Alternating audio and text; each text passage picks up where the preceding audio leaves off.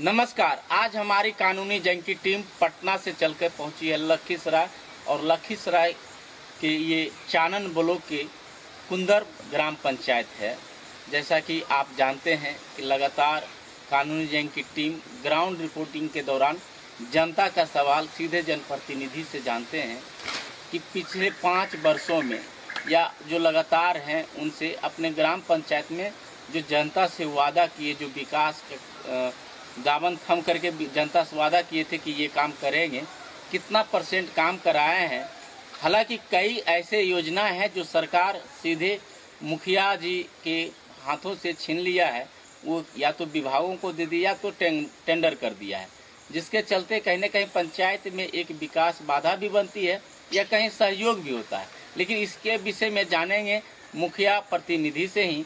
हमारे साथ जो चेहरा देख रहे हैं बैठे हैं, ये मुखिया प्रतिनिधि हैं, मौजूदा शशि भूषण राय जी हैं, और जानते हैं कि अभी तक, हालांकि इनके विषय में मैं बता दूं कि पहली बार 2001 में चुनाव लड़े थे और कुछ मतों से हार गए थे। जनता का प्यार तो मिला, लेकिन 2006 में जनता अपार समर्थन दिया और लगातार 2026 तक यानी अब तक लगातार उसी समय से बने हुए हैं, यानी 2 दशक से जनता के दिलों पर राज कर रहे हैं।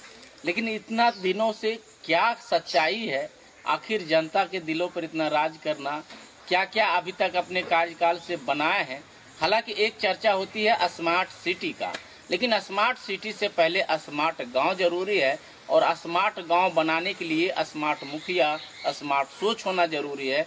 लेकिन इस स्मार्ट को बनाने के लिए क्या क्या करना पड़ता है, जानते हैं। मुखिया प्रतिनिधि हैं शशि भूषण जी, इन्हीं से जानते हैं। मुखिया जी, स्वागत करते हैं हमारे चैनल में आपका। सबसे पहले आपको और आपकी टीम को बहुत बहुत धन्यवाद। मुखिया जी, हम थोड़ा सा, हालांकि बहुत सारे दर्शक ये भी कहते हैं कि उतना लंबा नहीं खींचिए, इंट्रोड्यूस नहीं लिख कीजिए, लेकिन हम इंट्रोडक्शन इसलिए लेते हैं कि इस मतलब राजनीति ग्राम पंचायत का एक बहुत दूसरी राजनीति होती है जो संसद और विधायक से हट करके होता है। लेकिन हम जानना चाहते हैं इस संघर्ष में कब ऐसे आया राजनीति करने से पहले पंचायत का, इससे पहले क्या करते थे और क्यों मन बना कि हमको आपके इस पंचायत राजनीति में आए? देखिए, सबसे पहले तो मैं इस मतलब पंचायती व्यवस्था में आने से पहले मैं पहले देश सेवा में था, CRPF में। अच्छा, अलग जोर से बोलिए। और 7 साल लगभग हमने सेवा दिया। फिर तो पिताजी की मृत्यु के बाद मुझे घर आना पड़ गया। अच्छा। उसके बाद गांव समाज से जुड़ाव रहने के कारण लगा कि क्यों नहीं यहाँ बैठे बैठे अपने पंचायत का या गांव का अगर सेवा करने का मौका मिले तो किया जाए। तो हमने प्रयास किया। उसके लिए हमने 2001 में चुनाव भी लड़ा। तो फिर उस टाइम हम थोड़ा मत से चूक गए। उसके बाद फिर पुनः 2006 से हम आज तक हैं। जनता का प्यार मिलता रहा है। मुखिया जी, जैसा कि आपने कहा कि हम देश का सेवा किए, 7 साल देश की सेवा, हालांकि वैसा घटना घट गया, आपने पंचायत सेवा करने का मौका मिला। 2006 से लगातार अब तक हैं भी और जनता का प्यार भी मिला है। लेकिन अब हम जानते हैं जनता के इस दौरान आपने क्या क्या पंचायत में उस समय व्यवस्था और अभी में अंतर थोड़ा सा बताइएगा। जब हम चुनाव जीते तो उससे पूर्व में भी मुखिया थे। हाँ। लेकिन जब हमने कार्यभार संभाला तो हमारे पंचायत में लगभग पगडंडी के अलावा कोई साधन नहीं था। कोई साधन नहीं था? नहीं था। एक आध रास्ता छोड़ के जिसे शायद आप आए होंगे वही था, वो भी पक्कीकरण नहीं था। लेकिन आज के दिन में मेरा पंचायत में 4 राजस्व ग्राम है। 4 राजस्व ग्राम है।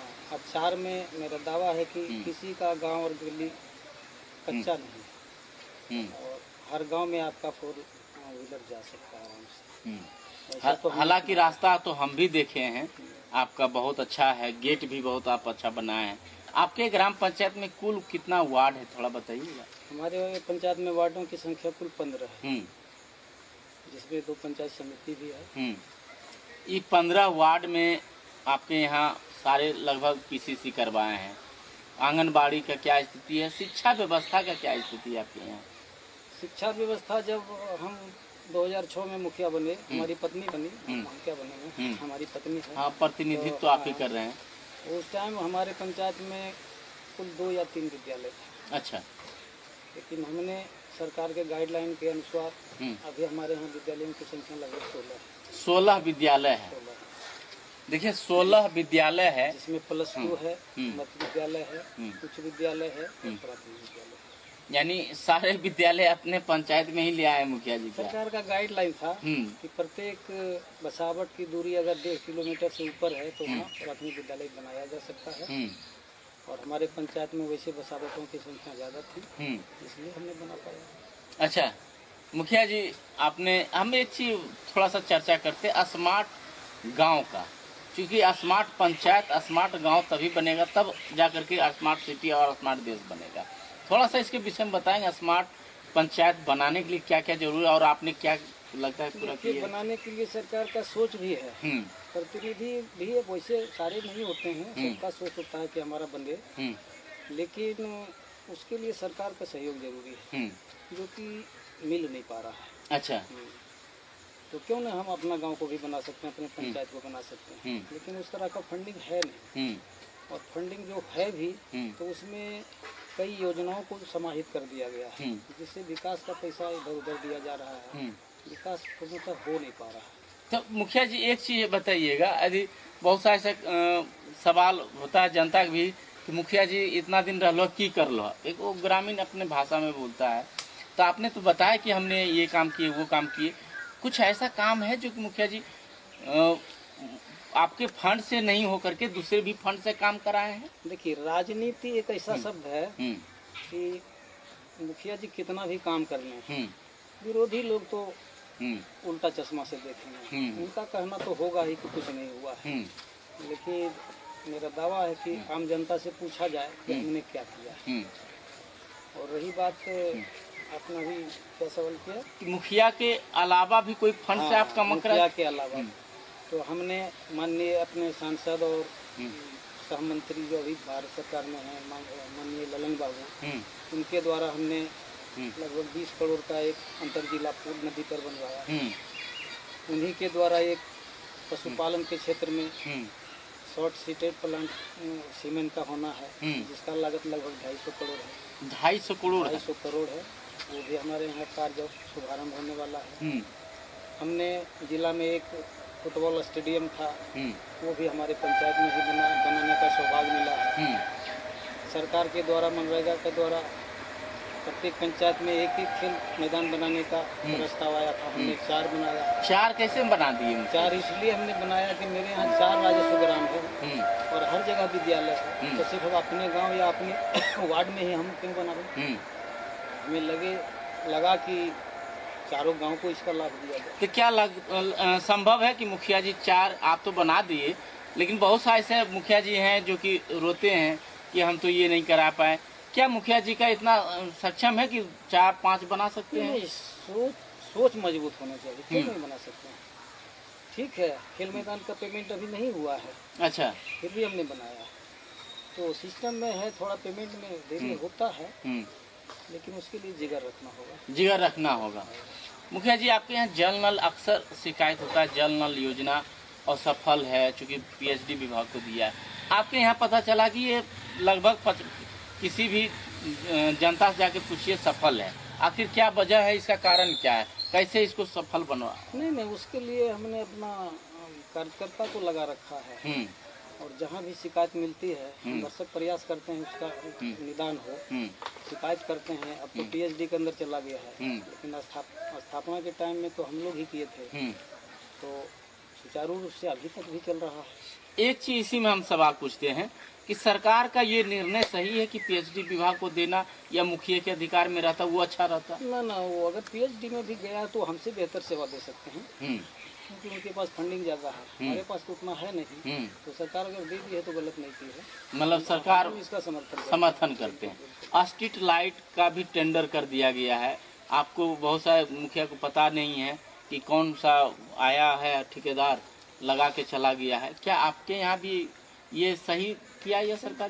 ठीक है, सरकार का सोच जो रहे, लाइटें लगी भी है, लेकिन थोड़ा दुख हो रहा है कि आज हमने पेमेंट कर दिया है, उसकी गुणवत्ता में कोई कमी आती है, हम लोग शिकायत करते हैं, इन टाइम निदान नहीं हो पाता है। जनता से शिकायत आपसे आता है? जबकि उसका ऑडिट मुखिया को कराना है, पेमेंट मुखिया को देना है, कल सरकारी कार्रवाई भी मुखिया पर ही होगी। तो यहाँ थोड़ा लगता है कि ऐसा नहीं होना चाहिए था। जनता शिकायत आपके पास लेकर आता होगा, मुखिया जी मेरा वार्ड वाला लाइट खत्म गड़बड़ा गया, क्या जवाब रहता है आपका? जवाब क्या, अपने सर पे लेते हैं, शिकायत हम उनकी तरफ से करते हैं, देर सवेर लोग आके मरम्मत करते हैं। ये तो हो रहा है, ये हो रहा है।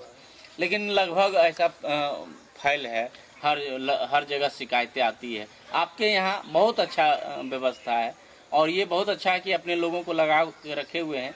जनता की शिकायत बहुत जल्द निवारण आप करते हैं। कोशिश तो मेरा यही रहता है कि जितना हमसे हो सके, जनता हमको बनाया भी अगर है तो किस लिए, कुछ अपेक्षा रख के ही बनाया है, तो मेरा भी फर्ज बनता है।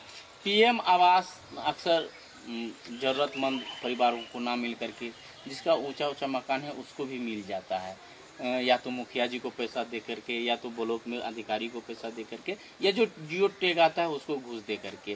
क्या आपके यहाँ भी ऐसी व्यवस्था और इस पर अंकुश सरकार लगा सकती है? हमने भरसक कोशिश किया इस पर अंकुश लगाने का, लेकिन हमने तो देखा नहीं आज तक किसी को लेते देते। लेकिन शायद अगर चोरी छिपे हो तो हम नहीं कर सकते हैं, लेकिन मेरे ऊपर ये दाग नहीं लग सकता। मतलब आपके पंचायत में ऐसा नहीं है?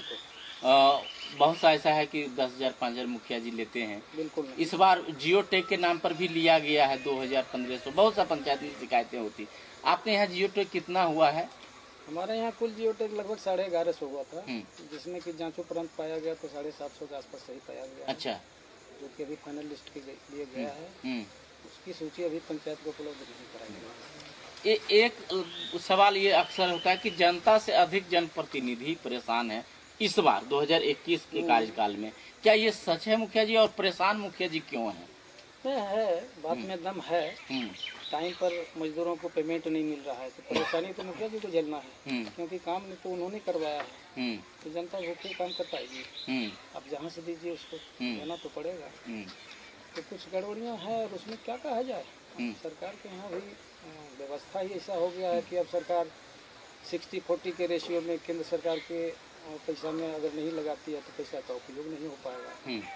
वो पैसा तो मिलने में देर होगा। अच्छा, यानी कहीं ना कहीं जनता से अधिक जनप्रतिनिधि परेशान। ये कार्यकाल 2021 की चर्चा हो रही है। इससे पहले तो कुछ विभागें जो था कि मुखिया जी के अधिकार में था। मुखिया जी हर चीज बहुत सवाल हैं, जवाब भी बहुत अच्छा। हालांकि लगातार 4 बार से आप प्रतिनिधित्व अपने पंचायत को कर रहे हैं। महिला सशक्तिकरण को लेकर के हम चर्चा करते हैं।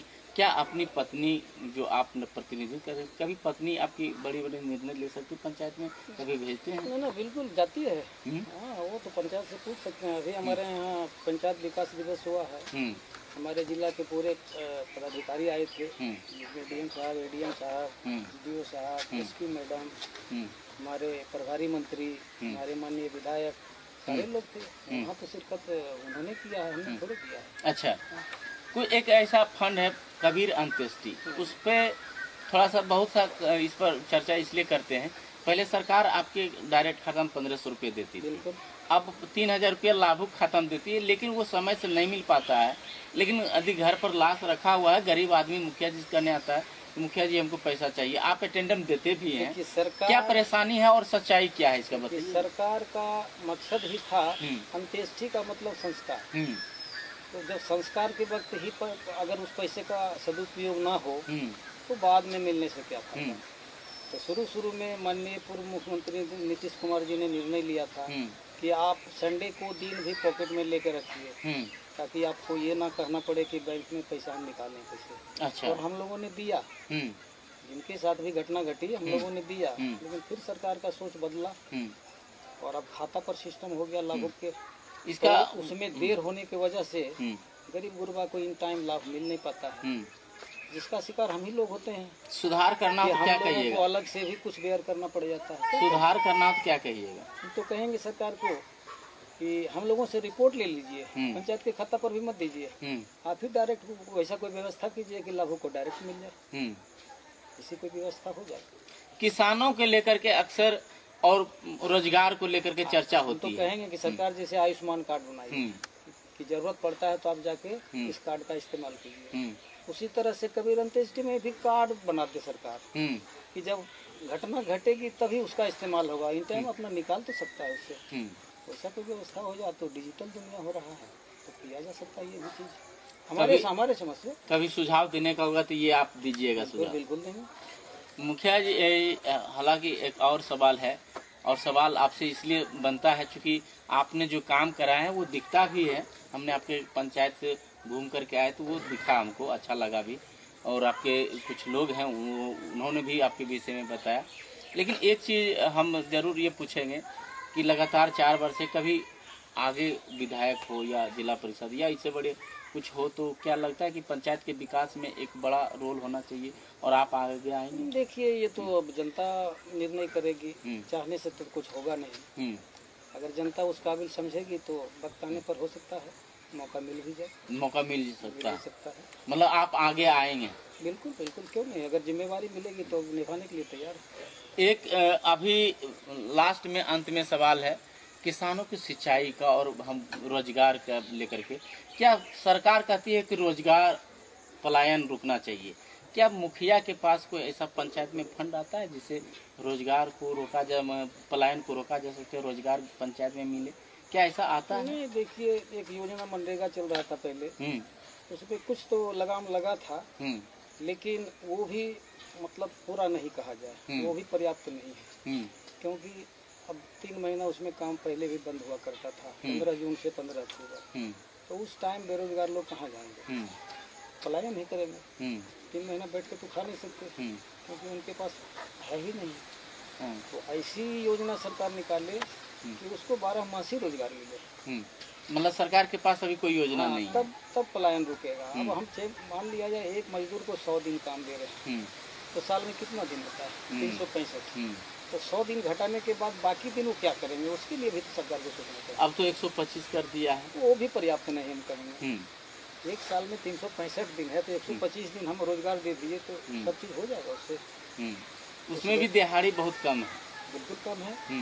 सरकार को इस पर भी विचार करना चाहिए कि अभी साधारण अकुशल श्रमिक 450 से नीचे नहीं दे रहा है। पंचायतें बदनाम है।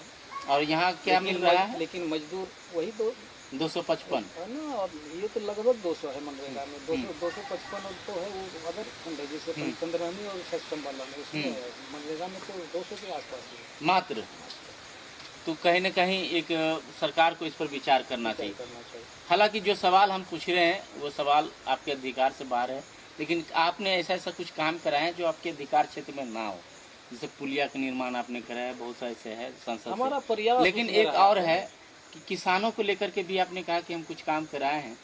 किसानों के लिए तो हमने मान लिया जाए कि जितना पैन था, केनाल था, साफ सफाई है, बिजली विभाग से हर जगह हमने बिजली पहुंचाने का काम किया है कि उसको बिजली मिले अलग से बोरिंग चलाने के लिए। अच्छा, कृषि के लिए अलग से? कृषि के लिए, क्योंकि उसमें रेट भी तो कम है, बिजली शुल्क, तो वो सब हुआ है, लेकिन अभी वो संचालित नहीं हुआ है। अभी पोलिंग हो रहा है, वगैरह हुआ है, कुछ मीटर किसानों को दिया भी गया है, लेकिन लग रहा है अगले साल कार्यरत हो जाएगा। चलिए, अब चुनाव, अंत में सवाल पूछते हैं मुखिया जी, चुनाव अब बहुत नज़दीक है, कुछ महीनों के बाद आपका कार्यकाल भी समाप्त हो जाएगा। ये बीते 5 साल, हालांकि आप लगातार हैं, बीते 5 साल कैसा रहा आपका, और आने वाले चुनाव को लेकर के और जनता के एक मैसेज क्या देना चाहेंगे? और हालांकि एक महत्वपूर्ण सवाल कुछ छूट गया है, शराबबंदी। शराबबंदी तो है कागजों पर, सच्चाई ये है धरातल पर नहीं। आपके यहाँ क्या व्यवस्था इसका सही है या सरकार का समर्थन करना चाहिए कि अब सरकार शराबबंदी कानून हटा देना चाहिए?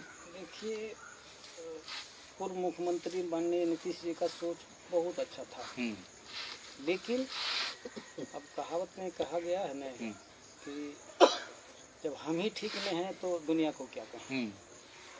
तो शराबबंदी लागू है जरूर, चौक चौराहा पर पी के झूमना, गाली गलौज करना, इसमें कमी आई है, लेकिन शराबबंदी पूर्णतः बंद नहीं है, चोरी छिपे चल रहा है। क्या अब इस कानून को बंद हटा देना चाहिए?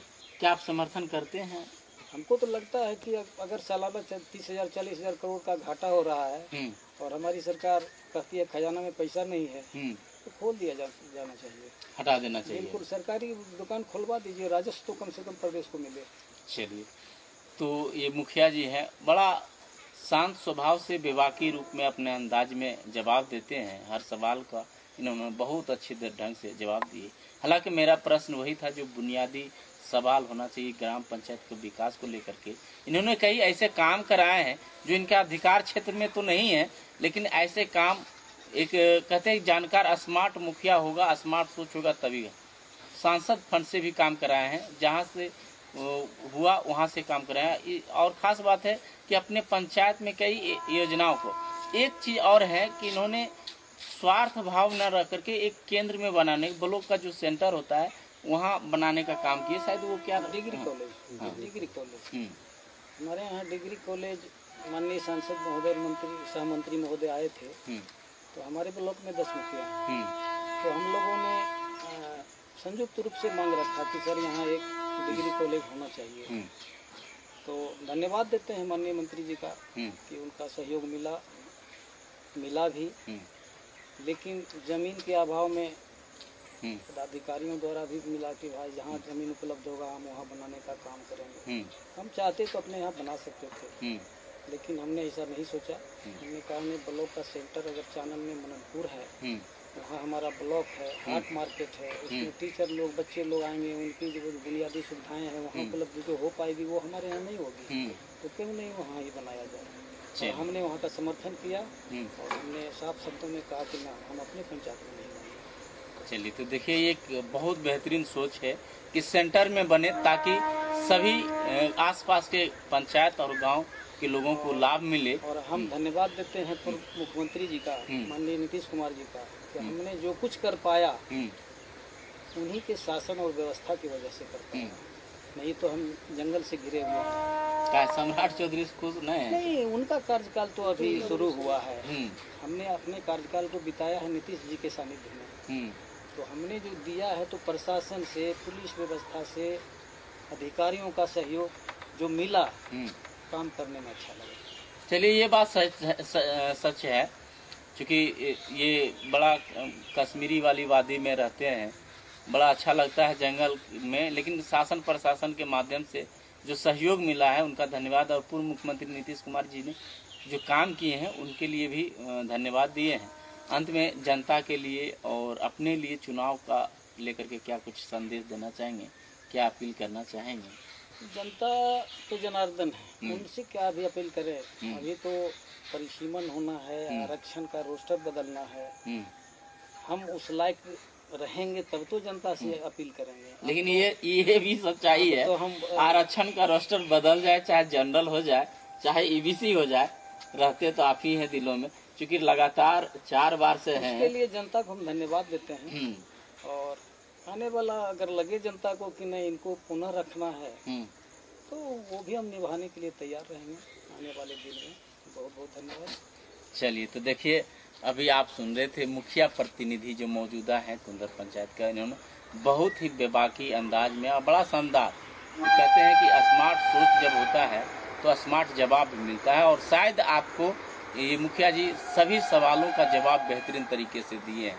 बाकी बात आप देख रहे हैं कानूनी जंग। मैं हूँ SK आनंद, कैमरामैन अभिषेक आनंद के साथ। धन्यवाद।